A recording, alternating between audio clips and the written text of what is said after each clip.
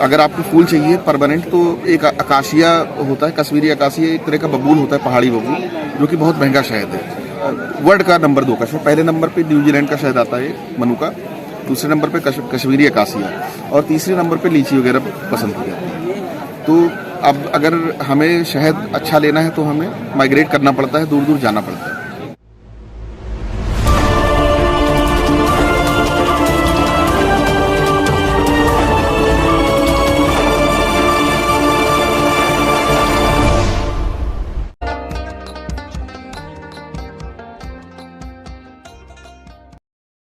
नमस्कार, मैं शिवचंद सिंह गोंडा से। बेसिकली मैं एक मधुमक्खी पालक हूँ और ये मैं पिछले 5 सालों से ये काम कर रहा हूँ। अभी तक जो आपने शहद देखे मार्केट में, वो एक तरह का शहद जो भी मार्केट में है वो एक तरह का शहद आपने देखा होगा। बाज़ार में जो भी मिलने वाले शहद हैं उसमें बहुत सारी मिलावट और इस तरह की चीज़ें होती हैं जो कि आपको इस काम से ले रहे हैं जिस पर्पज़ से, वो आपका पूरा नहीं होता, बल्कि नुकसान करता है फ़ायदे के लिए। यहाँ पर हमारे पास नेचुरल फार्मिंग द्वारा तैयार किया गया शहद है। जैसे कि आप ये देखेंगे कि पर्टिकुलर जामुन के फूल से निकाला गया शहद है, जामुन का शहद। जामुन का शहद अगर आप लेते हैं तो ये एक ऐसा अकेला मीठा पदार्थ है जो कि आप डायबिटीज में ले सकते हैं, क्योंकि जामुन में प्रॉपर्टी होती है कि ये शुगर लेवल को कम करता है। इसी प्रकार हमारे पास बहुत सारे शहद हैं जो कि आपके जो है आयुर्वेद में बहुत सारा रोल है उनका, जैसे कि तुलसी का शहद हमने निकाला, जामुन है, यूकलिप्टस है, आपका जो है सरसों हनी भी हमारे पास है, अलग अलग फूलों का, अजवाइन का शहद है। तो बहुत सारी वैरायटीज़ के अलग अलग जगह पे हम लोग जाके और वहाँ उस क्षेत्र में उन फूलों के पास जाके मक्खियों को ले जाते हैं और शहद उत्पादन करते हैं। तो लोगों में बहुत सारे बेनिफिट हैं और बहुत ज़्यादा लोग इस चीज़ को पसंद कर रहे हैं, क्योंकि पूरी तरीके से नेचुरल है और जैविक है। नियर अबाउट पिछले 5 सालों से जो है ये काम हम कर रहे हैं। मैं गया था उद्यान विभाग, तो उन्होंने हमें एक राय दिया कि जो है आप इस तरह से ये काम आप करें, शुरू करें। तो शुरुआत में मैंने 5 मौन पालन से शुरू किया था और उद्यान विभाग के सहयोग से, गवर्नमेंट के सहयोग से जो है हमारा ये फार्म जो है बढ़ता गया और अब इस समय हमारे पास जो है 250 मौन पालन कॉलोनी है इसमें। तो इसमें गवर्नमेंट का भी बहुत बड़ा हाथ है। गवर्नमेंट ने हर तरह से सपोर्ट किया है। 40 कुंटल उत्पादन हमारा इस साल रहा है, जिसमें हमें प्रथम पुरस्कार भी प्राप्त हुआ है। उद्यान विभाग गोंडा से जो है करीब 50 बॉक्सेस का सब्सिडी जो है गवर्नमेंट की तरफ से जो है करीब तकरीबन आ जाता है 88,000 रुपये। ये हमें प्राप्त हुआ है पिछले साल। आगे क्या योजना है आपकी इस काम को और कितनी दूर तक ले जाएंगे? भविष्य में अभी इधर 5 सालों में देखा जाए तो हमने जो 50 बॉक्स से 250 बॉक्स जो किया है, तो ये ग्रोथ ही है और आगे हम ये मानते हैं कि आने वाले समय में हमारा अपना एक ब्रांड हो, हमारी एक पैकिंग हो और घर घर जो है लगभग हर सभी के पास हमारा शहद पहुंचे। कितना खर्चा आता है, जैसे कितने क्वांटिटी है उसमें? ये हमारा जो है ये ½ kg की पैकिंग है। अच्छा, हाँ।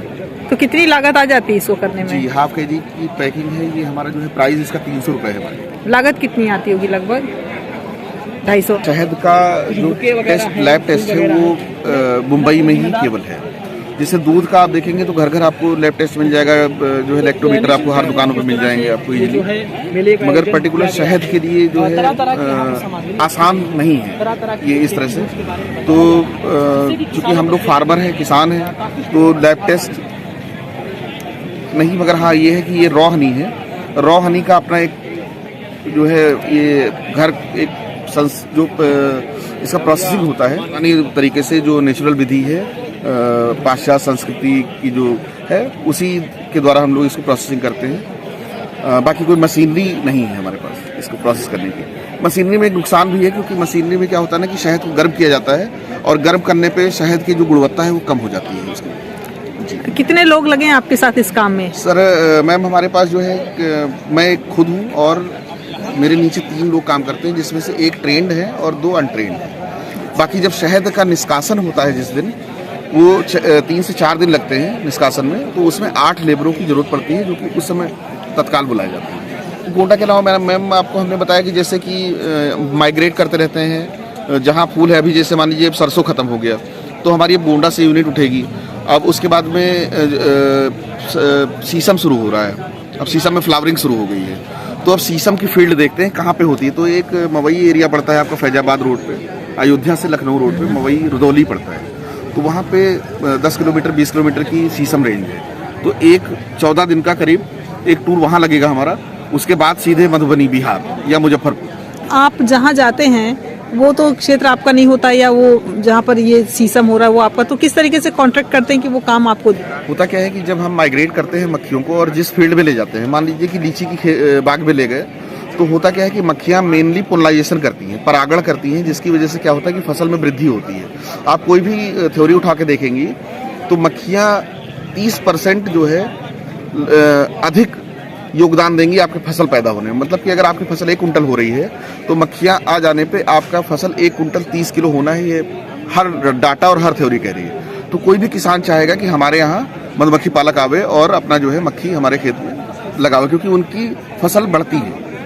मक्खियाँ परागण करती हैं, पोलिनाइजेशन करती हैं, और मक्खियाँ अगर ख़त्म हो जाती हैं मैम, तो आप ये देखेंगे जो भी हम खाने पीने वाली चीज़ें हैं 70% फूड इफेक्टेड होंगे इससे, और वो धीरे धीरे मिलना बंद हो जाएंगे, क्योंकि परागण नहीं हो पाएगा तो फूल से फल बनेगा नहीं, और फूल से फल बनेगा नहीं तो हम तक आएगा कैसे। तो आने वाले समय में बहुत ज़्यादा जो ये 5G और ये रेडिएशन हो रहा है, इसकी वजह से मक्खियाँ सबसे बड़ी चीज़ है कीटनाशक जो डाल रहे हैं किसान लोग, ये भी सबसे बड़ी दिक्कत है मक्खियों के मरने में।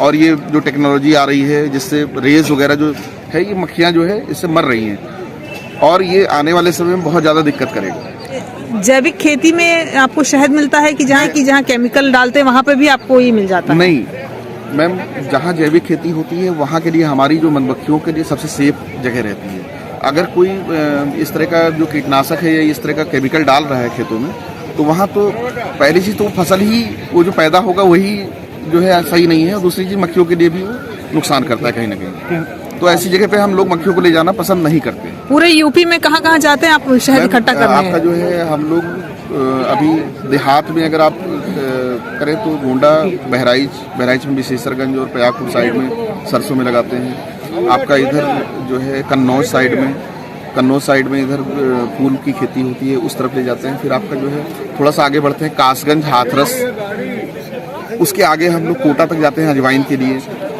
जी। इधर राजस्थान, हाँ, कोटा तक जाते हैं अजवाइन के लिए, अजवाइन की खेती उधर अच्छी होती है। फिर इधर जो है आपका बिहार, मुजफ्फरपुर तक लीची के लिए जाते हैं। तो इस तरह से जहाँ आपका उत्तराखंड हुआ तुलसी के लिए जो है हम लोग जो है मतलब जहाँ जिस चीज़ की पैदावार ज़्यादा होती है वहाँ एरिया हम लोग पहले से डिसाइड किए रहते हैं कि फला टाइम में उस पीरियड में जब वो फसल शुरू होगी तो हम लोग वहाँ जाना है।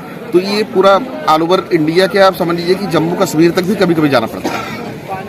अगर आपको फूल चाहिए परमानेंट तो एक अकाशिया होता है, कश्मीरी अकाशिया, एक तरह का बबूल होता है, पहाड़ी बबूल, जो कि बहुत महंगा शहद है। वर्ल्ड का नंबर 2 का शहद, पहले नंबर पे न्यूजीलैंड का शहद आता है मनु का, दूसरे नंबर पे कश्मीरी अकाशिया, और तीसरे नंबर पे लीची वगैरह पसंद की जाती है। तो अब अगर हमें शहद अच्छा लेना है तो हमें माइग्रेट करना पड़ता है, दूर दूर जाना पड़ता है, और नेचुरल तरीके से हम लोग काम करते हैं तभी जाते हैं। अदरवाइज अगर कुछ करना हो, मिलावट करनी हो या फिर कोई हेर फेर करनी हो तो कहीं जाने की जरूरत नहीं, घर पे सब हो जाता है।